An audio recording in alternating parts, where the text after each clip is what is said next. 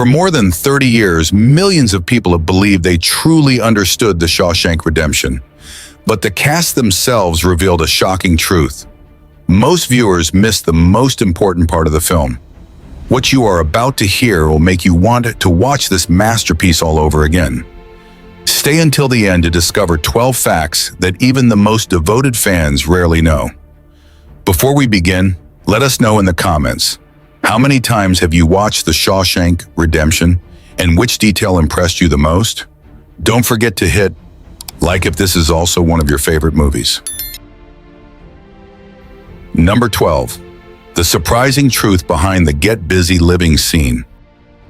For many viewers, the moment when Red finally decides to travel to Mexico and says, "Get busy living," or "Get busy dying, you're goddamn right," is the emotional climax of the entire film. Yeah, right. That's the way it is. It's down there and I'm in here. I guess it comes down to a simple choice, really. But what very few people know is that this scene was not in the original screenplay. Morgan Freeman revealed this surprising fact in a 2014 interview. He recalled the scene where Red decides to go to Mexico, the moment he finally chooses hope, was added very late in the production process. Frank had finished the film, but he still felt something was missing. The studio even wanted to cut the reunion scene between Andy and Red in Mexico because they thought the movie was already too long. Frank refused. He added the scene of Red sitting on the bus and deciding to go find Andy. That last-minute change completely transformed the meaning of the film. Without this scene, Red's journey would have ended simply with his release from prison. It would have been a much more open-ended conclusion and would not have fully completed his character arc. Morgan Freeman said, "The film isn't just about Andy's escape. It's also the story of Red finding freedom. Not freedom from prison, but freedom from the prison inside his own mind." This scene confirms that after decades of being imprisoned both physically and emotionally, Red finally chooses hope. That revelation also gives us a completely different perspective on the film. The Shawshank Redemption is not just Andy's story told through Red's narration. It is the journey of two men searching for freedom, each reaching it by a completely different path. Number 11. The movie almost never existed. Before we get to the cast revelations, let's begin with an incredible fact. The Shawshank Redemption almost never made it to theaters. When Frank Darabont first approached Stephen King about adapting his novella Rita Hayworth in Shawshank Redemption, King was skeptical. Not because he doubted Darabont's talent, but because the story was so deeply internal and driven by character psychology that many believed it was nearly impossible to turn into a feature film. But what very few people know is that Stephen King eventually sold the adaptation rights to Darabont for just $1. That's right, you heard that correctly. Just $1. It was part of the Dollar Baby program, through which Stephen King allowed promising young filmmakers to adapt his short works for a symbolic fee. In an interview marking the film's 25th anniversary, Tim Robbins revealed that Stephen King's decision gave the filmmakers an extraordinary level of creative freedom. "We weren't making a big-budget blockbuster with studio executives looking over our shoulders and interfering with every scene," Robbins shared. Frank had an incredible amount of creative control because, honestly, nobody thought this movie had much chance of succeeding. Morgan Freeman added, "The irony is that the film that would later sit at the top of IMDb for years began as a project that Hollywood almost didn't care about. Columbia Pictures hardly knew what to do with it. That unusually humble beginning paved the way for one of Hollywood's most remarkable success stories. A film that achieved legendary status through a journey that was anything but easy, much like the way Andy Dufresne earned his freedom one step at a time." Number 10. The prison that brought Shawshank to life. One of the most important elements behind the film's authentic atmosphere was the production team's decision to film at the Ohio State Reformatory in Mansfield, Ohio. This massive prison, with its cold and haunting appearance, had been closed in 1990 because of inhumane prison conditions, just 4 years before production on The Shawshank Redemption began. Years after the film's release, the cast admitted in interviews that this real prison had a profound impact on their emotions and the way they approached their performances. Clancy Brown, who played the ruthless Captain Hadley, recalled, There was something that happened to all of us every morning when we walked through those gates. You could feel decades of suffering soaked into those walls. That wasn't an emotion you had to act. For the cast and crew, the prison was far more than just a filming location. Over time, it almost became a character in the film itself. Between takes, Tim Robbins often spent time sitting alone inside the prison cells to experience the suffocating isolation and hopelessness of life behind bars. In a 2019 interview, Robbins said, "Those cells were tiny, about 6 by 8 feet. When you're standing inside and that door closes, something very primitive happens in your brain. The feeling of panic is absolutely real." Very few fans know that many of the background actors seen in the film were actually former inmates of that very prison. To make the prison yard and cafeteria scenes as authentic as possible, director Frank Darabont cast people who had once served time there. As a result, the weathered faces and experienced expressions seen on screen were not simply performances. For many of them, it felt as though they were reliving their own memories. The pursuit of authenticity extended to every detail of the production. The set design team even adjusted the appearance of the prison walls to reflect different periods in the story. As the timeline moved further into the past, the walls gradually appeared cleaner. It was an incredibly subtle detail that most viewers never noticed. Morgan Freeman later said that this authentic atmosphere completely changed the way he built the character of Red. "I wasn't playing a prisoner on a movie set. I was becoming a man who had spent decades living in that very hell. Those are two completely different things." Number 9. The warden was inspired by a real person. Bob Gunton, who played Warden Norton, revealed years after the film's release that his character was partly inspired by a real prison warden from the 1950s. The man was later convicted of forcing inmates to renovate his private home and using them as forced labor. Gunton recalled, "Frank gave me newspaper articles about this prison warden from the American Midwest. He always presented himself as a model Christian and a deeply moral man, yet at the same time he treated prisoners like slaves and stole money. That level of hypocrisy was astonishing." That real-life figure became the foundation for many of Warden Norton's most memorable traits. A man who constantly quoted the Bible while showing extraordinary cruelty, a man who maintained the appearance of righteousness while being morally rotten inside. Knowing this also gives the warden's suicide scene a completely different meaning. The moment the police arrived, he could not accept the reality that he was about to be treated like the very criminals he had looked down on for decades. Bob Gunton explained, "It wasn't simply the fear of going to prison. What he couldn't bear was seeing the image of the righteous man he had spent years building completely fall apart." This detail makes Warden Norton feel far more authentic. The image of a corrupt prison warden who constantly quotes the Bible was not simply a product of Hollywood fiction. He was built upon real people who once existed in the history of the American prison system. Number 8. Mansfield Prison Today, a destination for Shawshank fans. One of the most fascinating legacies left behind by the Shawshank Redemption is the Ohio State Reformatory, the prison chosen as the film's main location. Once an abandoned, deteriorating building that was notorious for its inhumane prison conditions, it has now become a tourist attraction that welcomes more than 100,000 visitors every year. Tim Robbins shared, "It's amazing that a prison once known for its inhumanity has been preserved because of a film about the triumph of humanity. People come from all over the world to see the place where Andy and Red's story was told. Here, visitors can walk through the familiar corridors from the film, tour Andy's prison cell, and even see the escape tunnel with their own eyes. Although it was only a prop built for the production, the tunnel has now become a permanent exhibit for fans. Over time, the prison's reputation as the filming location of the Shawshank Redemption has almost surpassed its own dark past. The people of Mansfield have also worked to preserve that legacy by creating the Shawshank Trail, a tour route connecting more than 10 filming locations throughout the area.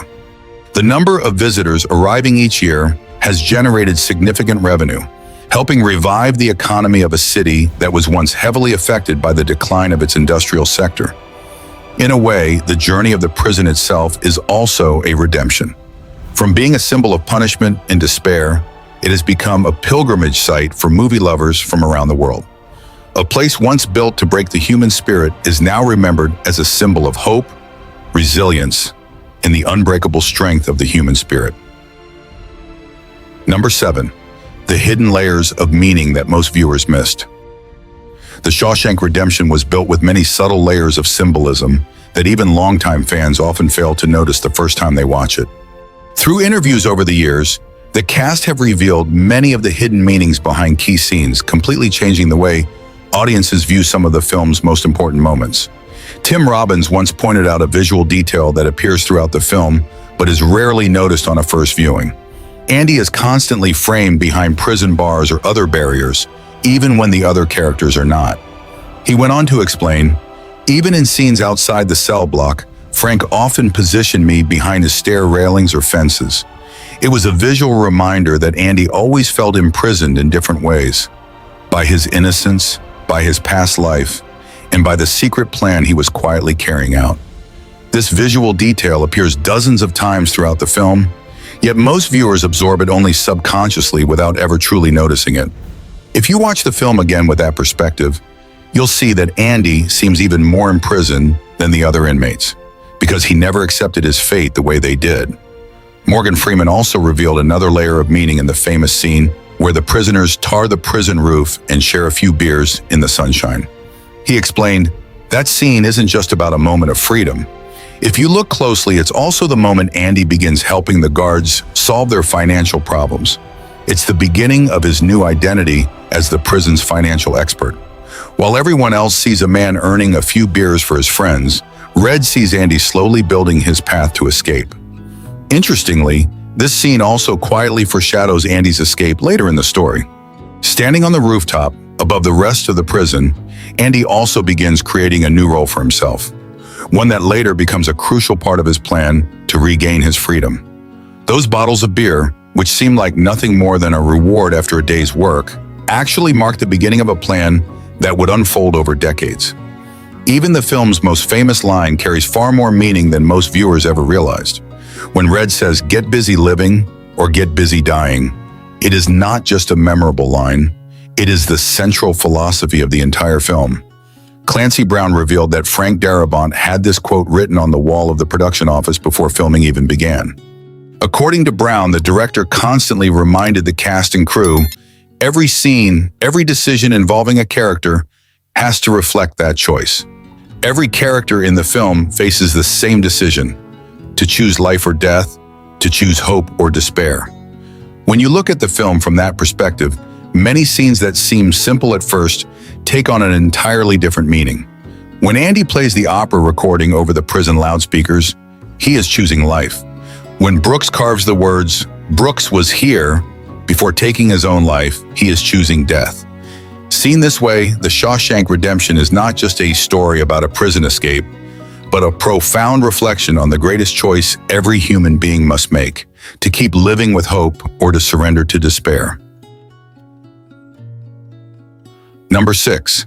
Even the weather is telling a story. One of the most subtle yet effective storytelling techniques in The Shawshank Redemption is the way the film uses the weather to convey emotion and meaning in each scene. Morgan Freeman said that it took him years after the film's release to notice this fascinating detail. He shared, "Pay attention. Whenever something terrible happens at Shawshank, it's almost always raining. It was the night the sisters first attacked Andy. It was the night Warden Norton took his own life. And it was also the night Tommy was murdered." By contrast, Andy's escape takes place during a violent thunderstorm. At that moment, nature is at its most powerful and chaotic, reflecting the tension of the escape that Andy had spent years preparing. But perhaps the most meaningful detail comes in the final scene, when Red reunites with Andy on the beach in Mexico. It is also the first time in the entire film that the audience sees a clear blue sky and bright sunshine. Morgan Freeman said, "It's the only scene in the whole movie with truly beautiful weather. In almost every outdoor scene before that, the sky is filled with gray clouds, rain, or a heavy and gloomy atmosphere. Only in the final moments does the sunlight truly appear." It is a remarkably subtle visual storytelling technique that most viewers do not notice the first time they watch the film. Even so, it quietly guides the audience's emotions throughout the entire story. Shawshank is always surrounded by darkness and gloom. Freedom, true freedom, always appears in the sunlight. Number 5. The music is more than just a score. Thomas Newman's score has long been recognized as one of the most unforgettable elements of the Shawshank Redemption. However, what many viewers do not realize is that every musical theme was deliberately arranged to accompany the film's emotional journey. Throughout the film, the music gradually shifts from cold and heavy to brighter, warmer, and full of hope. The transition is so subtle that most viewers only feel it emotionally without ever realizing it is happening. Tim Robbins shared, "In the early prison scenes, the music feels cold, rigid, almost mechanical. As the story moves toward the end, the orchestration gradually becomes warmer and more full of life." That transformation reflects Andy's own journey from despair to hope. Most importantly, it happens very gradually, not to draw attention to itself, but to quietly shape the audience's emotions. Tim Robbins also compared it this way: the music does exactly what Andy did. It quietly brings hope into Shawshank, one note at a time. Perhaps the moment when the music has the greatest emotional impact is the "Brooks was here" sequence. The gentle yet deeply moving score creates a powerful contrast with Brooks's loneliness and confusion after his release from prison. James Whitmore observed, "The music doesn't force you to feel sorry for Brooks. It doesn't try to manipulate your emotions. It simply captures the confusion and the profound sadness of a man who has been set free but feels more imprisoned than ever." The score earned Thomas Newman an Academy Award nomination. Although he ultimately lost to Hans Zimmer for The Lion King, many film scholars still consider it one of the Academy's most regrettable decisions.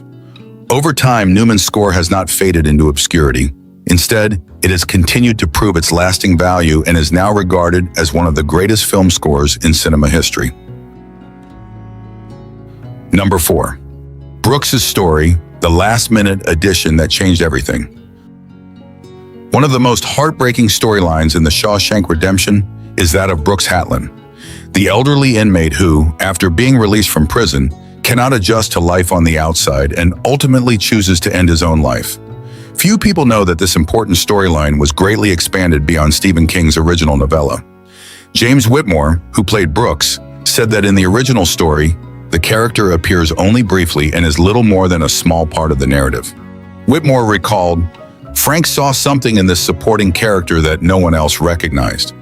He understood that Brooks represented everyone who had become institutionalized, people who no longer knew how to live outside the walls that had become their home." The decision to expand Brooks's role completely transformed the emotional depth of the film. Through this character, the audience sees what could happen to Red after his release, while also witnessing the contrast between Brooks and the hope that Andy never loses. Without Brooks's story, the ending of the film would lose much of its emotional weight. The audience would also find it much harder to fully appreciate the meaning of Red's final choice. Director Frank Darabont later revealed that studio executives wanted to remove Brooks's entire storyline because they believed it slowed the pace of the film. Darabont recalled, "I had to fight to keep Brooks. I explained that if the audience didn't see what happened to him, then Red's final journey would have no meaning. Brooks chooses fear, Red chooses hope. Without one of them, the other person's choice loses its meaning." Viewed from that perspective, the words, "Brooks was here," become even more heartbreaking. At the end of the film, when Red adds the words, "So was Red," before leaving for Mexico, he is not simply leaving behind proof that he was once there. It is also Red's way of firmly rejecting Brooks's fate and choosing a different ending for his own life. Number 3. The Rita Hayworth poster means more than you think. Perhaps no image in the Shawshank Redemption is more iconic than the posters hanging on the wall of Andy's prison cell. First comes Rita Hayworth, then Marilyn Monroe, and finally Raquel Welch. But according to Tim Robbins, those posters are far more than decorations or a way to hide the escape tunnel. He says they also tell the story of Andy's entire journey. Robbins explained, "The posters are Andy's story.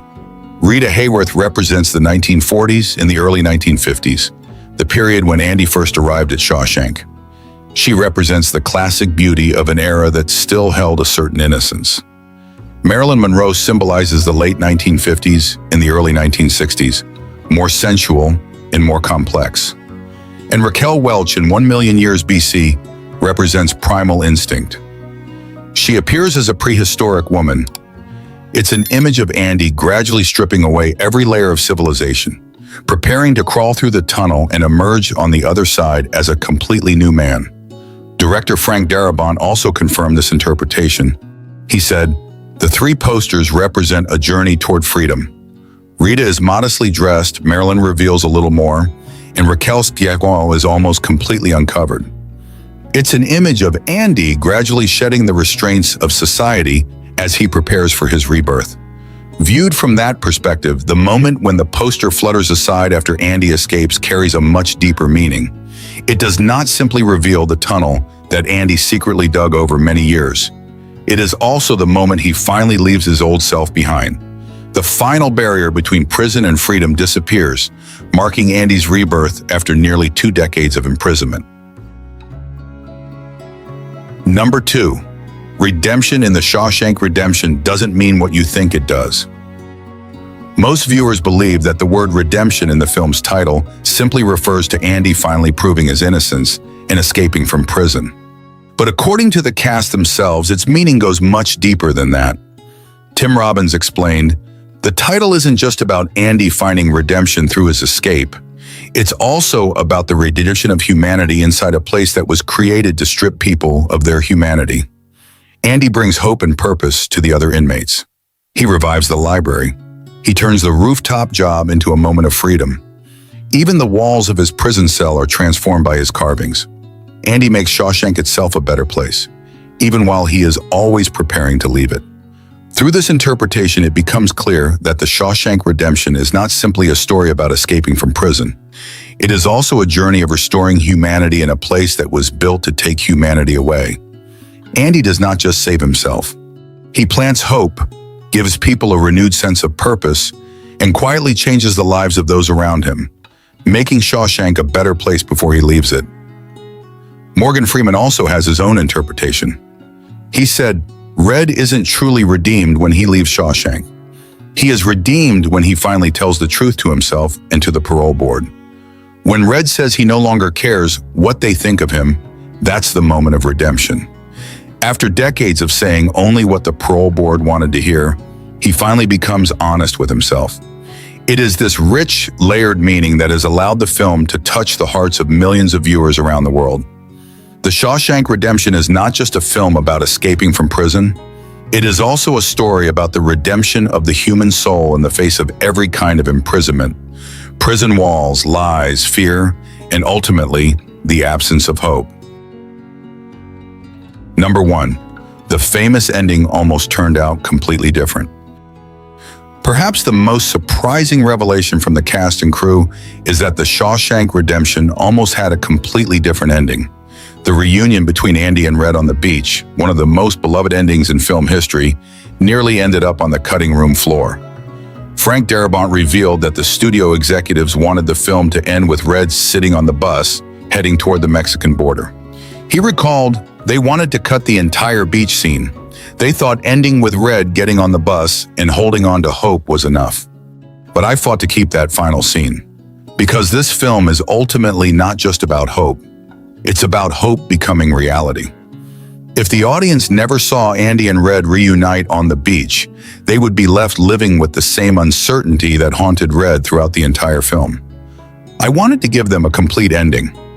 That decision preserved one of the most memorable endings in cinema history and transformed the film's message of hope from a belief into something the audience could actually witness." Tim Robbins also revealed a fascinating detail. He said that the final scene was actually the very first scene the cast filmed. Frank Darabont intentionally shot the reunion before Tim Robbins and Morgan Freeman had spent months building the relationship between Andy and Red on screen. He wanted their reunion to feel slightly awkward, a little hesitant, like two old friends seeing each other again after many years apart. That creative choice gave the final scene a very distinctive emotional quality. It is never overly sentimental or overly dramatic, yet it remains sincere and deeply moving. The restraint in that reunion also feels completely natural because, at that point, Tim Robbins and Morgan Freeman had not yet spent much time acting together, or developing the chemistry that would later become one of the most compelling aspects of their scenes at Shawshank. Today, it is hard to imagine that the studio executives once wanted to remove this scene. Morgan Freeman once said, "Without the beach scene, The Shawshank Redemption would have been a completely different film. A film about hope as an idea rather than hope becoming reality. And it simply wouldn't have been as powerful." So we've just uncovered 12 surprising facts revealed by the cast of The Shawshank Redemption, details that many viewers have unknowingly missed for more than 3 decades. Which fact surprised you the most? Or do you know another fascinating detail about The Shawshank Redemption that we didn't mention? Share it in the comments so everyone can join the discussion. If you enjoy behind-the-scenes stories and little-known secrets about classic Hollywood movies, don't forget to hit like, subscribe to the channel, and turn on notifications so you never miss our upcoming videos. Thank you for watching all the way to the end. Your support is what motivates us to keep bringing you more fascinating stories from the world of cinema. We'll see you in the next video.